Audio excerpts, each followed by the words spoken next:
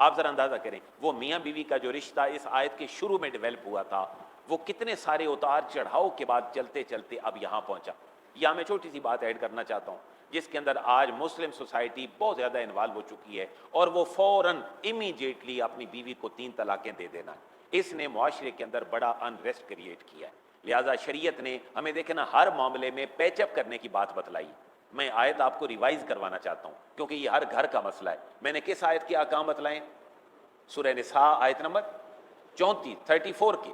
اب ذرا اگر اس کے بعد 35 بھی ساتھ ہی شامل ہو گئی جس کے اندر یہ بات تھی کہ دونوں گارڈین بلا لیں، اپنے اپنے منصف بلا لیں، حکم بلا لیں، فیصلے والے لوگ۔ دیکھیں نا ان پوری 2 آیات میں جتنا بھی اتار چڑھاؤ آیا میاں بیوی کے درمیان، مجھے بتائیں کوئی ایک لفظ بھی ہے کہ وہ طلاق دینے کا حکم آیا؟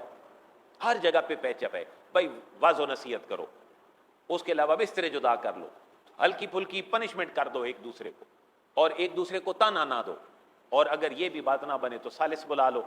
اگر وہ ارادہ کریں گے تو اللہ تعالیٰ ان کے درمیان کیا کر دے گا؟ موافقت پیدا فرما دے گا۔ میری سارے دوستوں سے گزارش ہے اپنے بچوں کو اس کی ضرور تعلیم دیں کہ بیٹا جب آپ کی شادی ہو رہی ہے تو آپ نے اس لفظ کو اپنی زبان کے اوپر نہیں لانا، اور قرآن کی یہ آیات ان کو پڑھائیں۔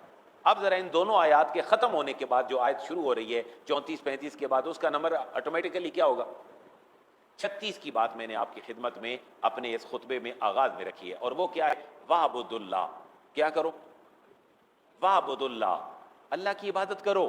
دیکھیں نا کتنا لنک ہو گیا فیملی سسٹم اللہ تعالیٰ کے احکامات کے ساتھ، کہ تمہارے گھر کے اندر کوئی انریسٹ ہے تو اس کی ایک روحانی وجہ یہ بھی ہو سکتی ہے کہ تمہارا اللہ سے تعلق کیا ہو گیا ہے؟ کمزور ہو گیا۔ لہذا ساتھ ہی حکم دیا وَاعْبُدُوا اللَّهَ، کیا کرو؟ اللہ کی عبادت کرو۔ وَلَا تُشْرِكُوا بِهِ شَيْئًا، لوگوں کو دکھانے کے لیے کچھ ریاکاری کی طرف نہ جاؤ۔ ریاکاری چھوٹا شرک ہے، اس ریاکاری سے لوگوں کے سامنے واہ واہ بلے بلے، یہ تمہارے گھر اجاڑ دے گی۔ اللہ کے ساتھ یکسو رہو۔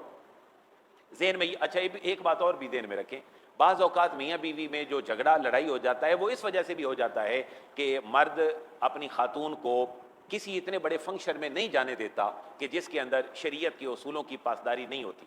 عورت کہتی ہے میں نے جانا ہے، یہاں سے جو لڑائی جھگڑا شروع ہوتا ہے وہ پھر بڑی دور تک چلا جاتا ہے۔ میں بطور امام، بطور خطیب آپ کے سامنے بالکل دیانتداری سے یہ بات رکھ رہا ہوں، میں نے اس علاقے میں ہی ایک ایسا اجڑتا گھر بھی دیکھا ہے کہ جس بندے کی 4 بچیاں ہیں اور پڑھی لکھی ہیں، ایم اے ایم فل کر رہی ہیں، صرف جھگڑا اس وجہ سے ہوا میاں بیوی میں کہ وہ جوان بچیاں اچھا لباس نہ پہن کر، جو اچھا لباس شریعت کا ہے وہ لباس نہ پہن کر اپنی ماں کے ساتھ ہر جگہ پہ جاتی ہیں۔ باپ ان کو منع کرتا ہے کہ دیکھیں بچیاں جوان ہیں، آپ بھی سر پہ دوپٹہ کیا کریں، بچیوں کو بھی اس کام سے روکا کریں، جیسے تم ان کو اوپنلی باہر لے جاتی ہو تو اس سے بچو۔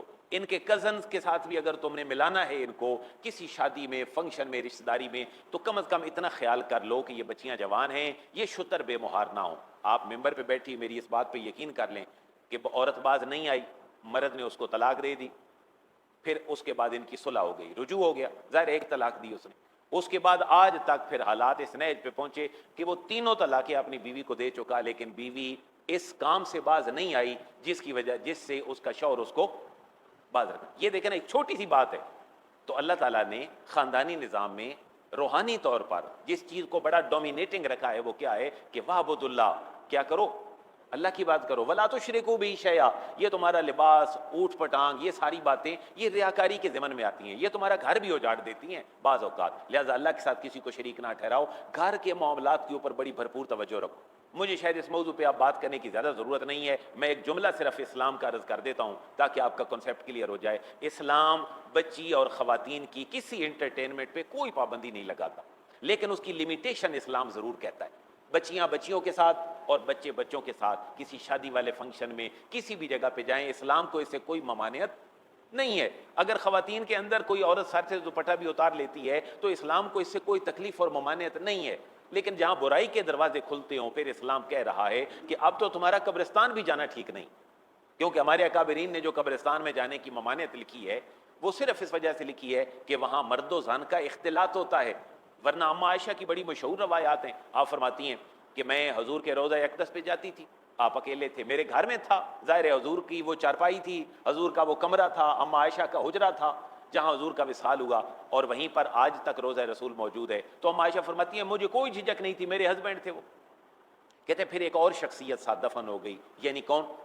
جناب سیدنا ابوبکر سے. آپ فرماتی ہیں میں پھر بھی بلا جھجک جاتی، میرے فادر تھے وہ. پھر ایک اور شخصیت ساتھ دفن ہوئی، حضرت سیدنا عمر فاروق رضی اللہ تعالیٰ عنہ. آپ حدیث کے الفاظ ہیں، آپ فرماتی ہیں میں آپ تھوڑی سمٹ کے جاتی تھی، میں بھاری چادر کے ساتھ جاتی تھی کیونکہ میرے لیے وہ غیر محرموں کا مسئلہ تھا.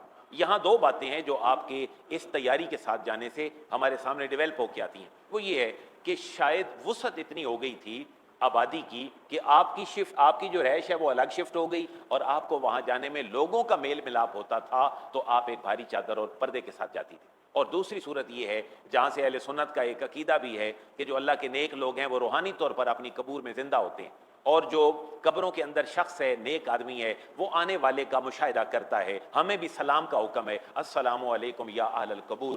تو اس وجہ سے جو صاحب قبر ہے وہ آنے والے کا مشاہدہ کر رہا ہے. یہ اللہ کسی کوئی پیٹ اصول نہیں ہے کہ ہر قبر والا ہر آنے والے کو دیکھ رہا ہے، ایسا نہیں ہے. لیکن اللہ جن کو روحانی مشاہدات دے تو قریب ہے کہ ایسا پاسبل ہو جائے. تو یہاں سے پتہ کیا چلتا ہے کہ عائشہ تشریف لے جا رہی ہیں تو قبرستان جانے کی ممانعت نہیں ہے، لیکن عورت کے جہاں جانے کی ممانعت لکھی گئی ہے اس کی وجہ صرف یہ ہے کہ بے پردگی نہ ہو.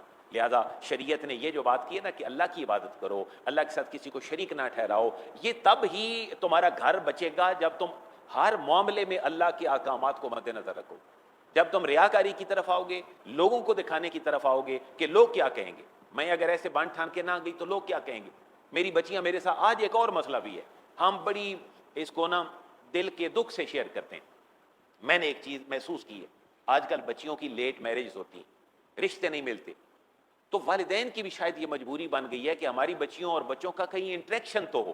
اچھا یہ بات بھی نیگیٹو نہیں، لیکن کچھ تعلقات ایسے ڈیولپ ہوں جو شریعت کے دائرے کے اندر ہونے چاہیے. ایسا نہ ہو کہ اب ہم اپنی بچی کو بڑا آؤٹ آف ڈیٹڈ بنا کے لے جائیں، اپ ٹو ڈیٹ کر کے کہ اس کو بچہ کوئی دیکھے، یہ ایک نیگیٹو مائنڈ ہے. لیکن رشتہ داریوں میں جانا اور بڑے کورڈ طریقے سے جانا جو شریعت نے بات کی ہے یہ بالکل ٹھیک ہے. اگر کوئی ایسی رشتہ داری ڈیولپ ہو جاتی ہے کسی اچھے رشتے کے ساتھ تو شریعت کو اس کے اوپر بھی کوئی اعتراض نہیں ہے. میں آپ سے مجمع تھوڑا اور بڑھ گیا ہے، میری ان آیات کو سم اپ کرتے ہوئے میں پھر آپ سب سے گزارش کرتا ہوں سورہ نساء کی آیت نمبر 34، سورہ نساء کی آیت نمبر 35، سورہ نساء کی آیت نمبر 36، اس کو یاد کر لیں، اس کے احکامات کو اپنے بچوں تک پہنچائیں اور ان کو بتائیں کہ بیٹا یہ ہے معاشرتی زندگی اور یہ ہیں رشتہ دار جن کی طرف اللہ تعالیٰ نے ہمیں متوجہ کیا ہے کہ ان کا ضرور خیال رکھو.